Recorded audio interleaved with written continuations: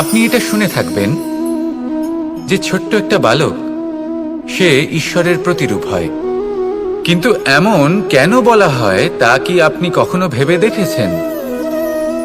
আমি আপনাকে বলছি, কোনো একটা ছোট্ট বালককে দেখুন, সে কি করে? সকলকে সমান চোখে দেখে। ওর মনে না কোনো ছলনা রয়েছে, না কোনো কপটতা, না অহংকার রয়েছে, আর না কোনো বিষয় নিয়ে কোনো চিন্তা। সকলকে সে সমান চোখে দেখে আর নিজের মধ্যেই প্রসন্ন থাকে, সকল বিকার থেকে মুক্ত। এগুলোই তো সেই গুণ সেই বালকের মধ্যে, যা হলো ঈশ্বর স্বরূপ। এবার ভেবে দেখুন, যদি প্রত্যেকটা মানুষ এই ছোট বালকের মতো সেই সব গুণ নিজের মধ্যে জাগ্রত করে তোলে, তাহলে কি হবে? তারাও ঈশ্বর তুল্য হয়ে উঠবে। তাই আপনিও এটাই করুন, নিজের মনকে বিকার মুক্ত করুন সেই ছোট্ট বালকের মতো।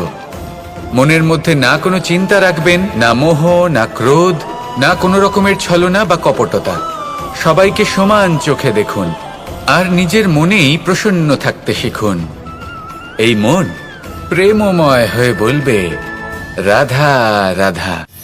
মানুষের এই জীবন, মানুষ জন্ম নেয়, একটা নির্দিষ্ট সময়ের পরে এই সংসার ত্যাগ করে চলেও যায়। এবার শুধু এটাই আবশ্যক নয় যে এই জীবনকালকে আপনি যাপন করবেন, শুধু এটাই গুরুত্বপূর্ণ নয়। আবশ্যক এবং গুরুত্বপূর্ণ হলো এটা যে এই জীবনকালে আপনি এমন কিছু করেন যাতে এই সংসারের মঙ্গল হয়, যাতে এই সংসার আপনাকে মনে রাখে, আপনার থেকে প্রেরিত হয়, আপনার মতো হতে চায়, প্রত্যেক বছর আপনার জন্মতিথির অপেক্ষা করে, এমনভাবে আপনার জন্মদিন পালন করে যাতে সেটা মহোৎসবের আকার ধারণ করে। এবার এই জন্মদিন এমনি এমনি মহোৎসবে পরিণত হয় না। তখন হয় না যখন কোনো ব্যক্তি রাজার রূপে বা কোনো গোয়ালার রূপে জন্মগ্রহণ করে। তখন পরিণত হয় যখন একজন মানুষ জন্মগ্রহণের পরে এই সংসারকে কোনো শিক্ষা দিয়ে যান, কিভাবে একজন মানুষ গোয়ালা থেকে রাজা হতে পারে, কিভাবে একজন মানুষ অসত্য থেকে সত্যের পথে চলতে শুরু করেন, অধর্ম থেকে ধর্মের পথে চালিত হতে পারেন, কিভাবে অন্ধকার থেকে প্রকাশের দিকে যেতে পারেন, কিভাবে নিজের আত্মাকে পরমাত্মার সাথে মিলিত করতে পারেন।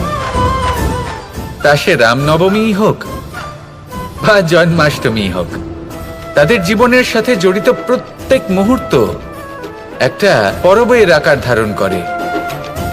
তাহলে আপনিও এইভাবে নিজের জীবন যাপন করতে থাকুন।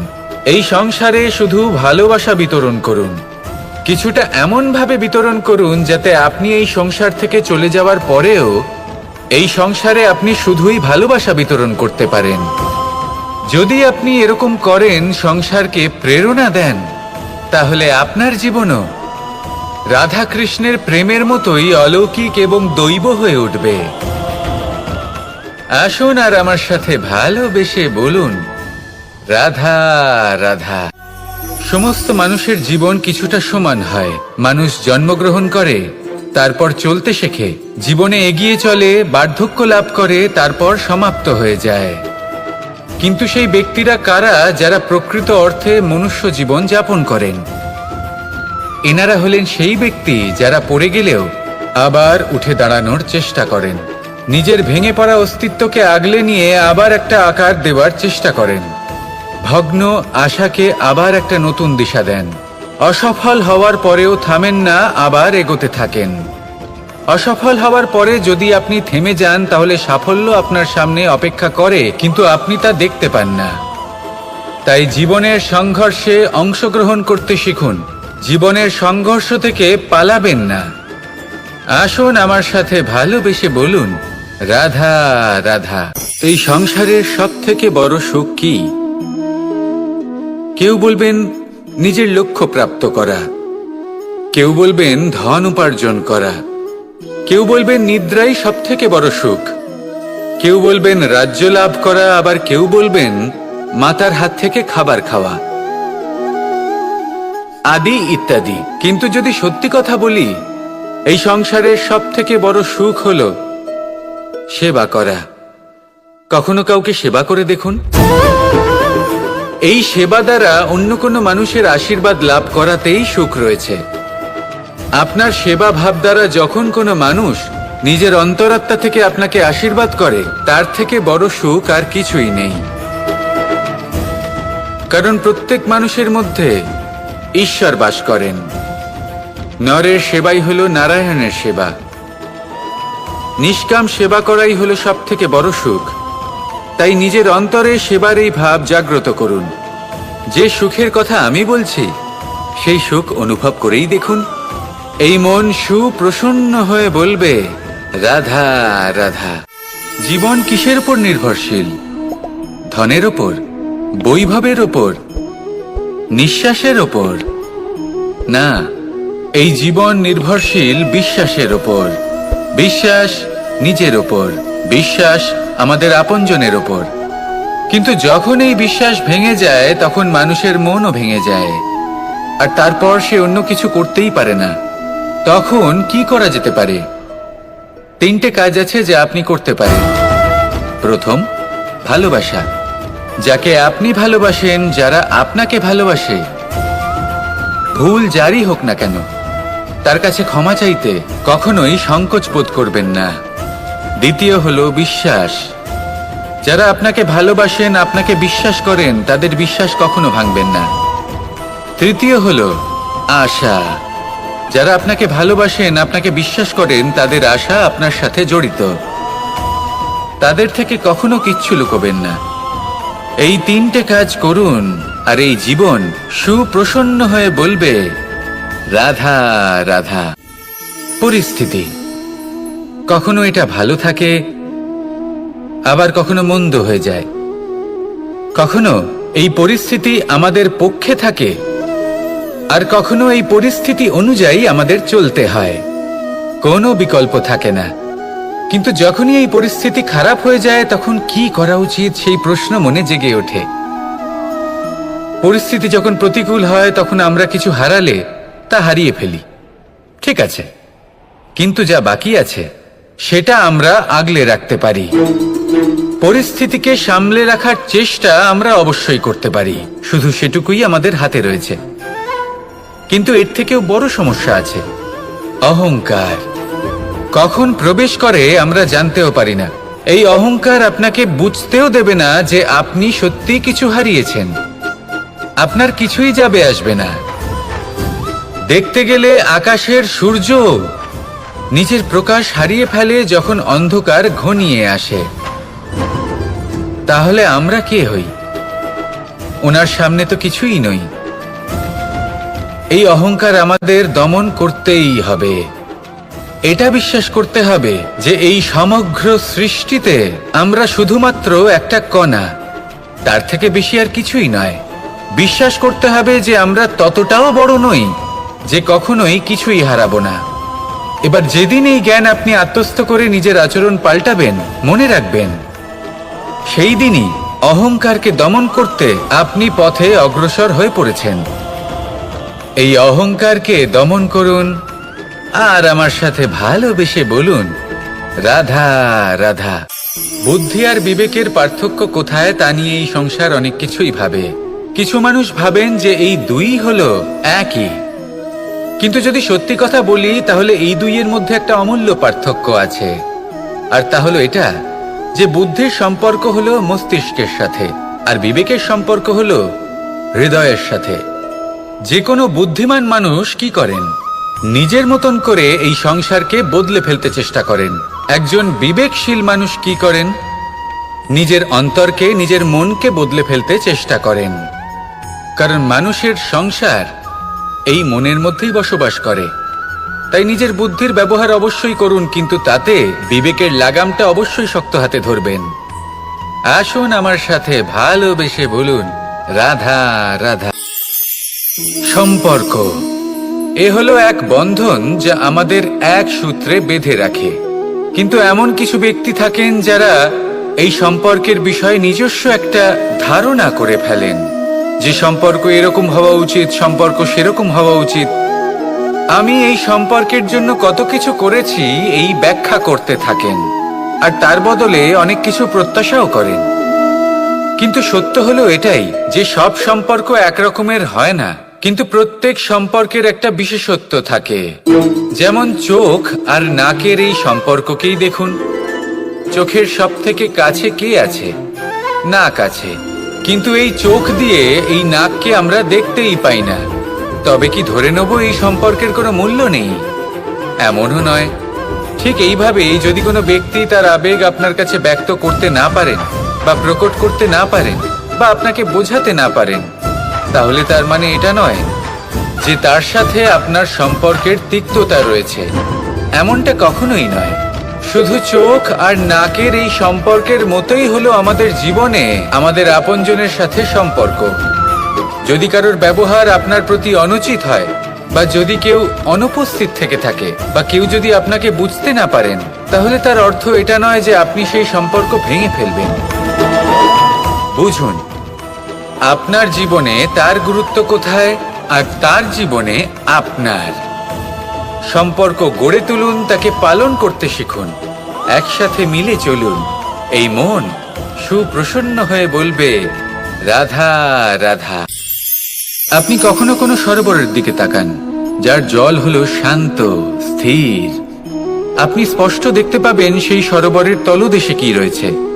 তাতে সাঁতরে বেড়াচ্ছে সুন্দর মাছ, চকচকে কিছু পাথর, স্বর্ণরূপী বালি, সবই আপনি দেখতে পাবেন।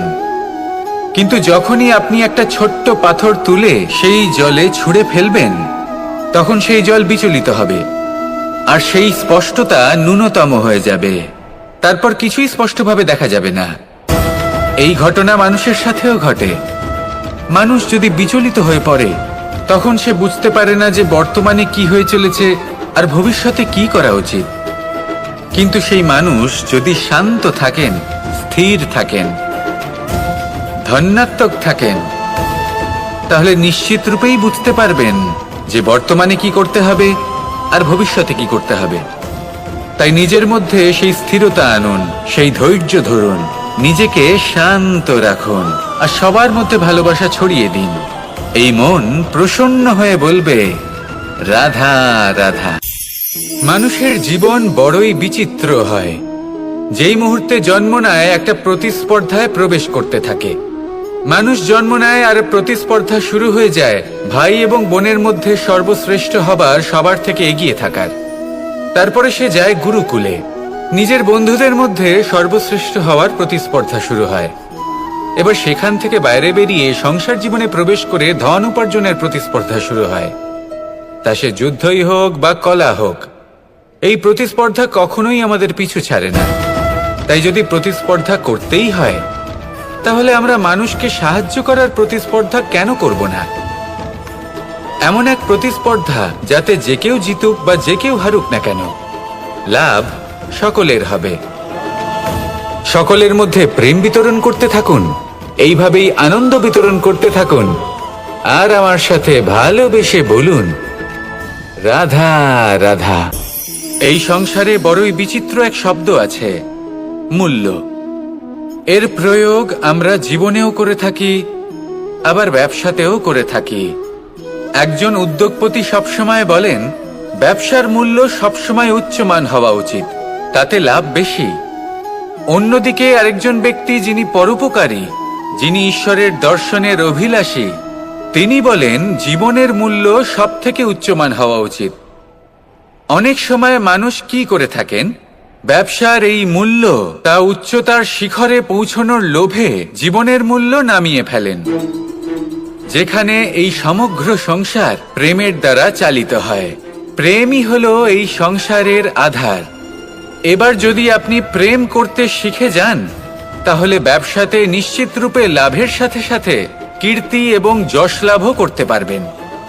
তা আমি নিশ্চিত রূপে বলতে পারি, কারণ ব্যবসাতে ওঠা নামা এসব চলতেই থাকে। জীবনকে আপনি যদি একবার উচ্চতায় নিয়ে যেতে পারেন, তাহলে তা কখনোই নামবে না। আসুন আর আমার সাথে ভালোবেসে বলুন, রাধা রাধা। আমরা আনন্দ লাভের জন্য ভালোবাসি মা বাবাকে, ভাই বোনকে, পরিবার পরিজনকে, বন্ধুকে, প্রেমিকাকে। আমরা চাই যে সকলে যেন আপন হয়ে থাকেন আমাদের কাছে থাকেন, কিন্তু মানুষের একটা প্রবৃত্তি আছে যে তিনি যা লাভ করে ফেলেন তার মূল্য তিনি বুঝতেই পারেন না। যদি আপনার বাড়ির কাছে একটা মিষ্টি জলের সরোবর থাকে বা সুন্দর নদী থাকে, তাহলে জলের গুরুত্বটা কি আপনি তা বুঝতেই পারবেন না। সেইখানে আপনি যদি কোনো একটা মরুভূমিতে যান, আপনি অনুভব করতে পারবেন যে এক একটা ফোঁটা জলের কি গুরুত্ব, তার মূল্য কি। সুখের মুহূর্তে যদি আপনজনদের মনে রাখেন, তবে দুঃখের মুহূর্ত নিজে থেকেই দূরে সরে যাবে।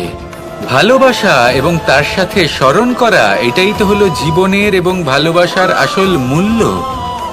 আসুন আর আমার সাথে ভালোবেসে বলুন, রাধা রাধা। প্রত্যেকটা মানুষ আলাদা হয় আর অত্যন্ত বিশেষও হয়। প্রত্যেক মানুষ ভিন্ন ভিন্ন পরিবেশে পালিত হয়, বড় হয়। প্রত্যেকের নিজস্ব চিন্তা ভাবনা থাকে, নিজস্ব বিচারধারা থাকে। যখন অনেক ভিন্ন বিচারধারা একত্রিত হয়ে যায়, তখন শুরু হয় বিবাদ। এবার এই বিবাদের সময় আপনি দেখবেন, দুই ব্যক্তি যাদের মধ্যে এই বিবাদ হচ্ছে, সবসময় এটা প্রমাণ করতে চান যে তার সামনের ব্যক্তি এবং তার ভাবনা, তার বিচারধারা বা তার বক্তব্য হলো অনুচিত। এবার এটাই যদি প্রেমপূর্বক রূপে আপনি ভেবে দেখতে চেষ্টা করেন যে সামনের ব্যক্তিটির বক্তব্য, তার মানসিকতা আসলে কি, তাতে উচিত ঠিক কি, সেটা আমরা বুঝতে পারি।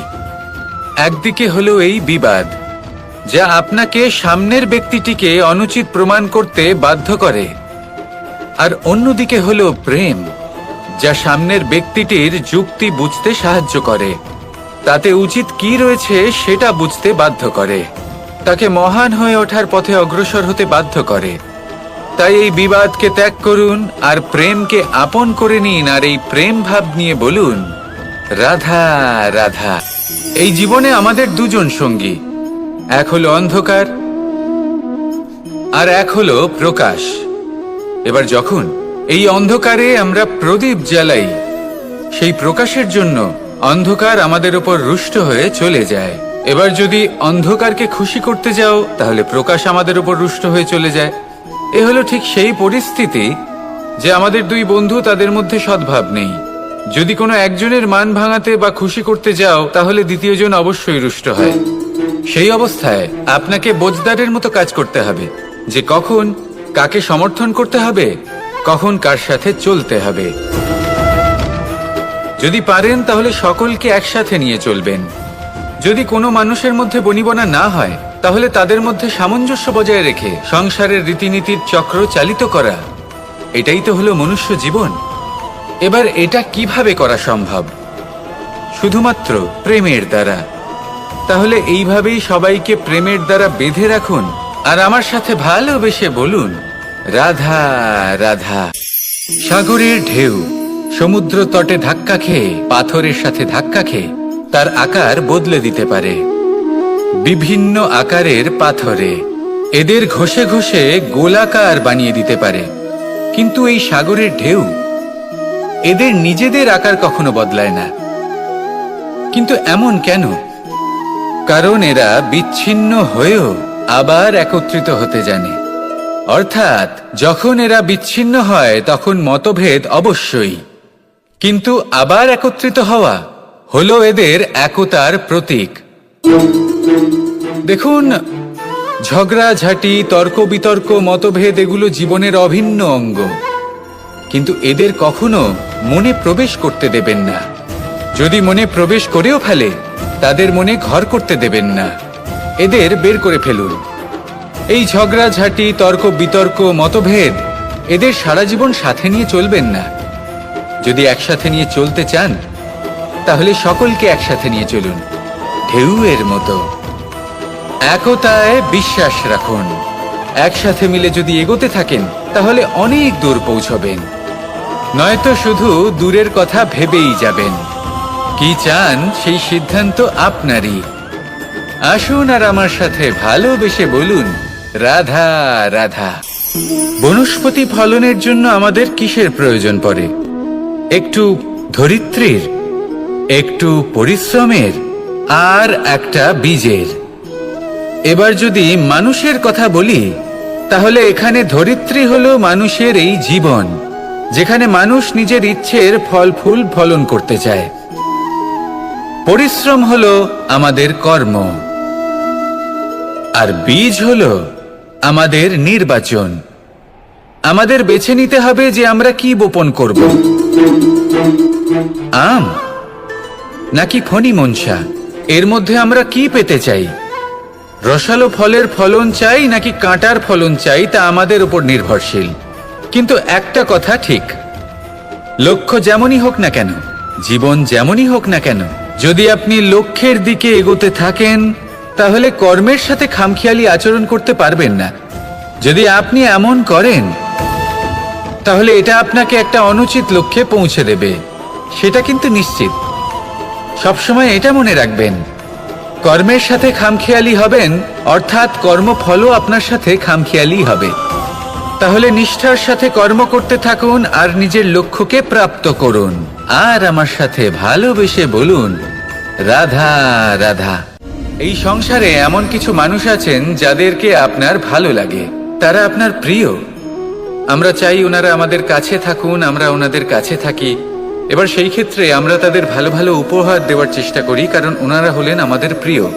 আর তার বদলে আমরা আশা করে থাকি যে ওনারা আমাদের একটু সম্মান করবেন। এবার এই মানুষজন যারা আমাদের প্রিয়, এদের আমরা একটা উপহার দিই, সোনা দিয়ে থাকি, আভূষণ দিয়ে থাকি, হিরে মুক্ত দিয়ে থাকি।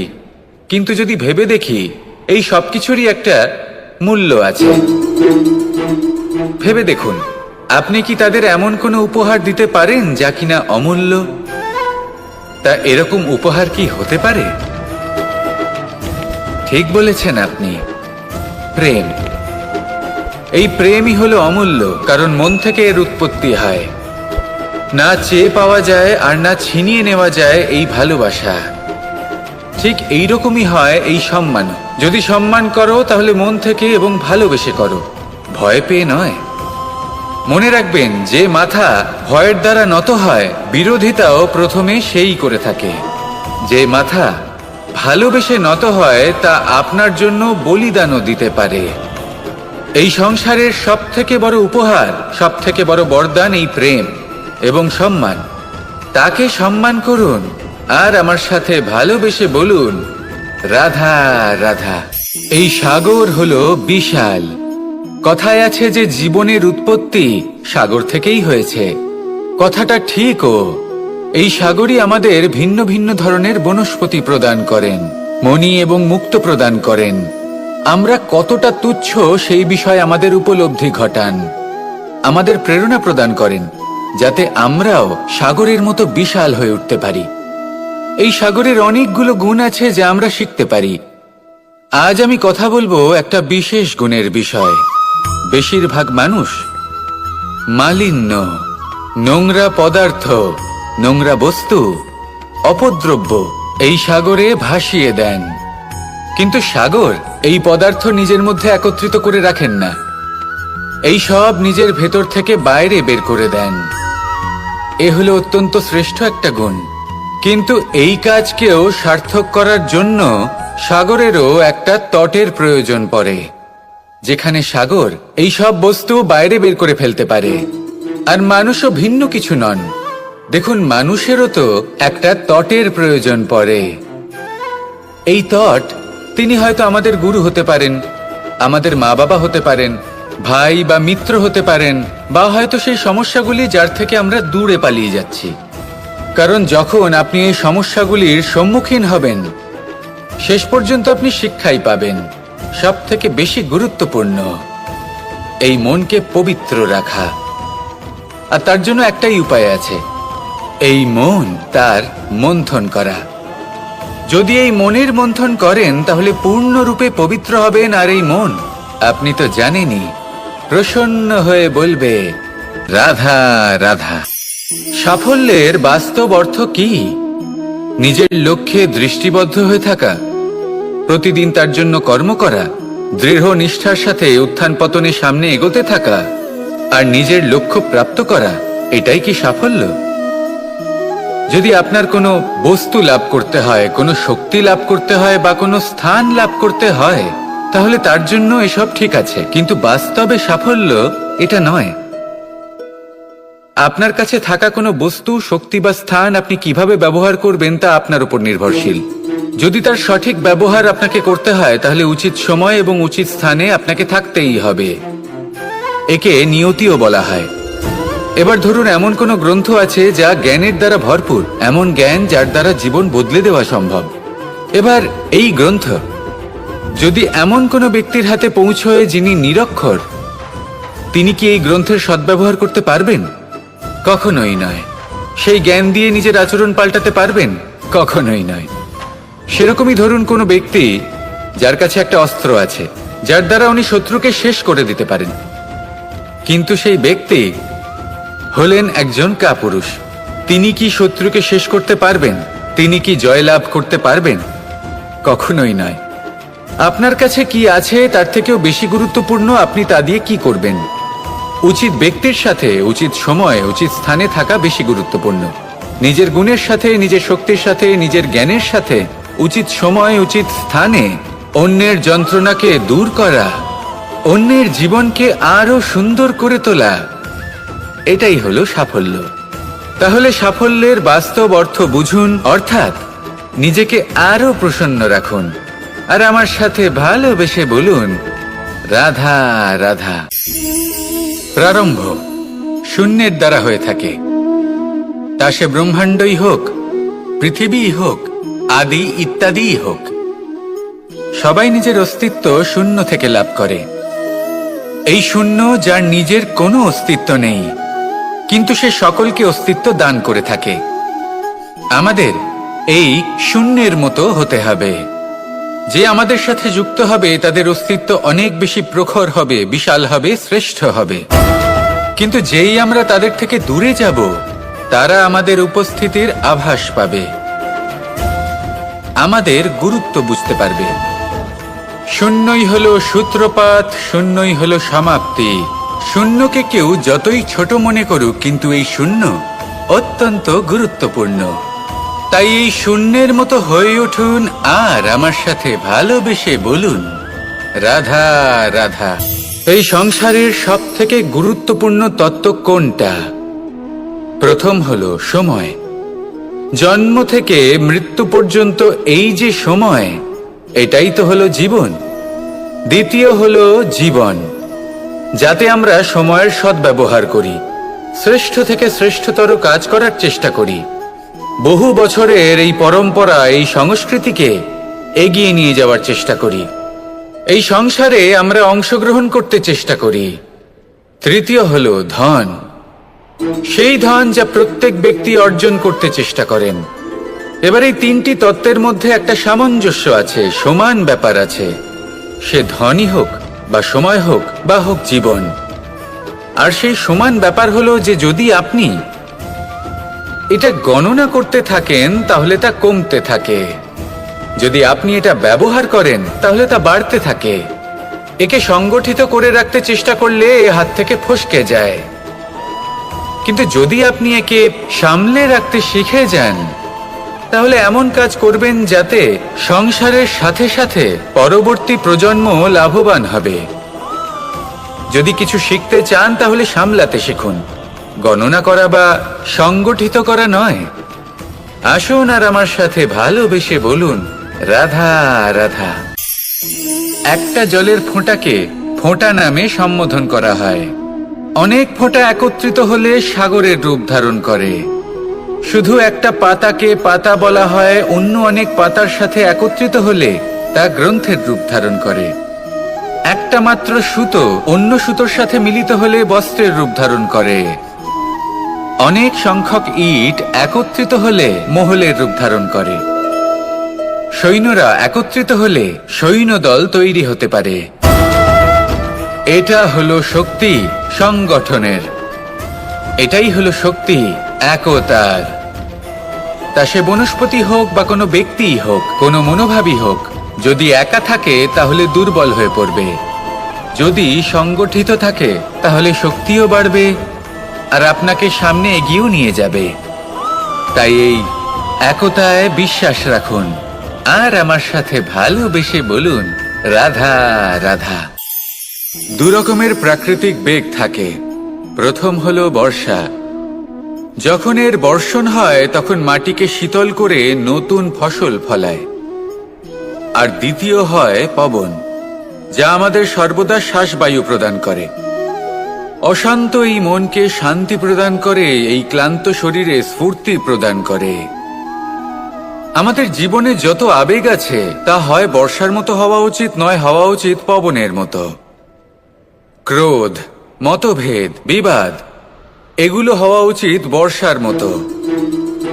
অর্থাৎ কিছু সময় পরে যেন এরা নিজে থেকেই ছিন্ন ভিন্ন হয়ে চলে যায়। আর যদি পবনের মতো কোনো আবেগ থাকা উচিত তা হল প্রেম, যা সর্বদা শ্বাসবায়ু প্রদান করে, সবসময় সাথে থাকে। একে আমরা অনুভব করতে পারি না, কিন্তু এ আমাদের অনুভব করার জন্য প্রাণবায়ু প্রদান করে। আর যখন চক্রবাতের মতো সে ভয়ঙ্কর হয়ে ওঠে তখন সমগ্র সংসার বদলে দেয়। এর সারমর্ম একটাই, শক্তি। মতভেদ, ক্রোধ, বিবাদের মধ্যে নেই। শক্তি যদি থাকে তা আছে প্রেমের মধ্যে। তাই এই প্রেমকে মনের মধ্যে রাখুন আর আমার সাথে বলুন, রাধা রাধা। একটা গরু যখন দুধ দেয় তখন তার একটা মূল্য থাকে। ওই দুধ থেকে যদি আপনি দই বানান তাহলে তার মূল্য বৃদ্ধি পায়। দই থেকে যদি মাখন বানিয়ে নেন তাহলে মূল্য আরো কিছুটা বেড়ে যায়। আর মাখন থেকে যদি ঘি বানিয়ে ফেলেন তাহলে মূল্য আরো অনেক বেশি বেড়ে যায়। কিন্তু এর কারণ কি? এরকম কেন হয়? কারণ হলো পরীক্ষা। দুধের মধ্যে যখন জোরন মেশানো হয় তখন দইয়ের টক ভাব চলে আসে। দুধের অস্তিত্ব বদলে যেতে শুরু করে। দুধকে নিজের অস্তিত্ব বদলে ফেলার দুঃখ সহ্য করতে হয়। তখনই তা দইতে পরিণত হয়, তখনই তার মূল্য বৃদ্ধি হয়। এই দইকে মন্থনের যাতনা সহ্য করতে হয়, তবেই সেই দই মাখনে রূপান্তরিত হয়, আর তারপর তার মূল্য বৃদ্ধি হয়। আর মাখন, এই মাখনকে আগুনের আঁচে তপ্ত হতে হয়, তবেই এই মাখন ঘিতে পরিণত হয়, আর তারপরেই এর মূল্য আরো অনেক বেড়ে যায়। মানুষের সাথেও এরকমই হয়। কর্ম করতে থাকুন, কর্মের পরীক্ষায় উত্তীর্ণ হতে থাকুন, আপনার মূল্য অবশ্যই বৃদ্ধি পাবে। তাহলে কর্ম করতে থাকুন, ফলের চিন্তা করবেন না। আর আমার সাথে ভালোবেসে বলুন, রাধা রাধা। নেকড়ে, নেকড়ের বিষয়ে আমরা সকলে জানি। ওরা খুবই নিষ্ঠাবান এবং অত্যন্ত সতর্ক থাকেন। ছোট ছোট মূর্খতা করে বসেন। এনারা হাড় চিবোতে খুব ভালোবাসেন, কিন্তু চিবোতে চিবোতে এদের মাড়ি ছড়ে যায়, সেখান থেকে রক্তপাত হতে থাকে। সেই রক্ত ওনারা পান করেন, আর ওনাদের মনে হয় এই রক্ত হাড় থেকেই পাচ্ছেন। ওনারা ভাবেন যে এই হাড় চিবিয়ে আমরা আনন্দ লাভ করছি, কিন্তু আসল সত্য হলো এটাই যে ওনারা নিজেদেরই ক্ষতি করছেন। আমরা মানুষ, আমাদের সাথেও এমনটাই হয়। কখনো কখনো ভুলবশত আমরা এমন কোনো কাজ করি আর আমাদের মনে হয় যে আমরা বাইরে থেকে আনন্দ লাভ করছি, কিন্তু সত্য হলো এটাই যে আমরা শুধুই ক্ষতিগ্রস্ত হচ্ছি। এটা হলো খুব বড় একটা শিক্ষা যা আমাদের শেখা উচিত। তা হলো এটা যে আমাদের বোঝা উচিত যে কখন আমরা লাভবান হচ্ছি আর কখন ক্ষতিটাকেই লাভ বলে মনে করছি। এই শিক্ষা যদি আপনি প্রাপ্ত করতে পারেন তাহলে এই সংসারে আপনার থেকে বেশি প্রসন্ন আর কেউ থাকবেন না। তাহলে আসুন আর আমার সাথে ভালোবেসে বলুন, রাধা রাধা। যা বাধা দেয় তা হলো অবরোধ, যা এগিয়ে নিয়ে যায় তা হলো বিকাশ, আর যা ভাগ করে দেয় তা হলো গুণ। আপনি সবাইকে আনন্দ দিন, তার বদলে আপনিও আনন্দ পাবেন। আপনি সবার মধ্যে প্রেম ছড়ান, আপনিও তার বদলে প্রেমই পাবেন। এই দেখুন না, মেঘেদের দেখুন। এই যে মেঘ, এই মেঘের গুণ এইটা নয় যে এরা জল সংগ্রহ করে রাখে। এদের গুণ হলো এটাই যে এই মেঘ সকলের মধ্যে জল ভাগ করে দেয়। ধরিত্রীর এবং জগতের তৃষ্ণা নিবারণ হয়। সূর্য, সূর্যের গুণ এইটা নয় যে সে সব থেকে বেশি তেজস্বী। তার গুণ হলো এটাই যে সে নিজের তেজ সবার মধ্যে ভাগ করে দিতে পারে। ঠিক সেইভাবেই জীবনে আনন্দ, উল্লাস, প্রেম এই সব কিছুই ভাগ করে নিতে শিখুন। এটাই হলো একটা গুণ। আর তার বদলে আপনি দ্বিগুণ আনন্দ, দ্বিগুণ উল্লাস, দ্বিগুণ প্রেম অবশ্যই পাবেন। যদি আপনি এই সবকিছু নিজের কাছেই জমিয়ে রাখেন, তাহলে আপনি নিজের বিকাশে নিজেই বাধা দেবেন। আসুন আর আমার সাথে ভালোবেসে বলুন, রাধা রাধা।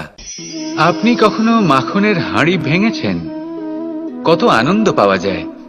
এই মাখনের হাঁড়ি ভাঙলে পুরো মাখন আমাদের গায়ে এসে পড়ে আর মন উচ্ছ্বসিত হয়ে ওঠে। কিন্তু তার জন্য বালগোপালদের কত চেষ্টা করতে হয় সেটা কখনো ভেবে দেখেছেন? প্রথমে বড়ই পরিশ্রম করে একের ওপর এক সাবধানে ওপরে চড়তে হয়। তারপরে ভারসাম্য বজায় রাখতে হয়, পড়ে গেলে হবে না। তারপর এই হাতের দ্বারা সেই মাখনের হাঁড়ি ভাঙতে হয়, তখন মাখন পড়ে। এবার এরকমই কিছু আমাদের জীবনে আমাদের সাথেও হয়। এবার আপনি বলবেন যে মাখনের হাঁড়ি ভাঙার এই প্রক্রিয়া, তার সাথে জীবনের কি সম্পর্ক থাকতে পারে? আসলে আমাদের মনের মাঝেও একটা হাঁড়ি রয়েছে, অহংকারের হাঁড়ি। আর এই অহংকারের হাঁড়ি যখন ভেঙে যায়, তখন প্রসন্ন হবার আনন্দ চতুর্দিকে ছড়িয়ে পড়ে। এই মন, এই আত্মা, এই দুই প্রসন্ন হয়ে যায়। কিন্তু তার জন্য আপনাদেরকেও বালগোপালের মতো চেষ্টা করে যেতেই হবে, ভারসাম্য বজায় রাখতেই হবে মনের মাঝে এবং এই বুদ্ধিতে, ভালো এবং মন্দের মধ্যে, লোভ এবং পরমার্থের মধ্যে। আর তারপর নিজে হাতে অহংকারের এই হাঁড়ি ভেঙে দিতে হয়। দেখুন, যদি ঈশ্বরের সঙ্গ লাভ করতে চান, তাহলে অহংকারের এই হাঁড়ি ভাঙতেই হবে। আসুন আর আমার সাথে ভালোবেসে বলুন, রাধা রাধা। এই সংসারে আমরা প্রকাশ কোথা থেকে পাই? এর উত্তর বড়ই সরল। ভোরে যখন সূর্যোদয় হয়, তখন প্রকাশের কিরণ আমাদের ঘরে এসে পৌঁছয়। এইভাবেই আমরা প্রকাশ লাভ করি। এবার এই প্রকাশের আলোতেই আমরা সারাদিনের কাজ সম্পন্ন করি। সন্ধে হয়ে যায়, সূর্যাস্তও হয়ে যায়। আর আমাদের ঘর যাতে অন্ধকার না হয়, তার জন্য আমরা একটা প্রদীপ প্রজ্বলিত করি। এটাই ঘটে আমাদের জীবনেও। এবার প্রবাহমান আয়ুর সাথে আমরা আমাদের অন্তরে যদি একটা প্রদীপ প্রজ্বলিত করে নিই, তাহলে বিষয়টাই অন্যরকম হবে। এবার আপনি বলবেন, কোন প্রকাশের কথা বলছি যা আমাদের অন্তরে জাগ্রত করা সম্ভব? আমাদের আত্মার মাঝে প্রেমের প্রকাশ জাগ্রত করার কথা বলছি। কারণ আমাদের এই জীবন, এও হলো দিনের আলোর মতো। আজ প্রকাশ আছে, কিন্তু কোনোদিন অবশ্যই অস্ত হবে। কিন্তু অস্ত হবার আগে যদি আমরা আমাদের আত্মার মাঝে প্রেমের এই প্রকাশ উজ্জ্বলিত করে নিই, তাহলে আমাদের সন্ধ্যাকালও আমরা আনন্দে এবং প্রেমে যাপন করব। তাহলে আসুন আর আমার সাথে ভালোবেসে বলুন, রাধা রাধা। কিছু মানুষ বড়ই বিচিত্র হন। এমনভাবে জীবনযাপন করেন যেন তাদের কোনোদিন মৃত্যুই হবে না। নিজেদের অহংকারের বশে একটা কথা ভুলে যান, যে যতই তারা নিঃশ্বাস নিচ্ছেন, যতই তারা জীবনযাপন করছেন, ততই তারা মৃত্যুর দিকে এগিয়ে চলেছেন। কারণ আমাদের এই জীবন তা নিঃশ্বাসের ওপর নির্ভরশীল। নিঃশ্বাস চলছে মানে জীবন চলছে। নিঃশ্বাস যদি থেমে যায়, তাহলে জীবনও থেমে যাবে। আমাদের জীবনের প্রদীপ যে কোনো মুহূর্তে নিভে যেতে পারে। আর কত সময় বাকি রয়েছে সেই বিষয়ে আমাদের কোনো ধারণাই নেই। তাই যে মুহূর্ত আমরা এখন যাপন করছি, সেটার সদ্ব্যবহার করে নেওয়া যাক। কোনো শুভ কর্ম করে নেওয়া যাক, এমন কোনো কর্ম যার দ্বারা আমাদের ব্যক্তিত্বতে এমন এক চমক আসে যে আমাদের মৃত্যুর পরেও এই সংসার আমাদের চিরস্মরণীয় করে। কারণ একটা কথা ঠিক, মৃত্যু হলো একটা অটল সত্য। তাকে মেনে নিতেই হবে, স্মরণীয় করে রাখতেই হবে। যে সময় আছে তার সদ্ব্যবহার করুন আর আমার সাথে ভালোবেসে বলুন, রাধা রাধা।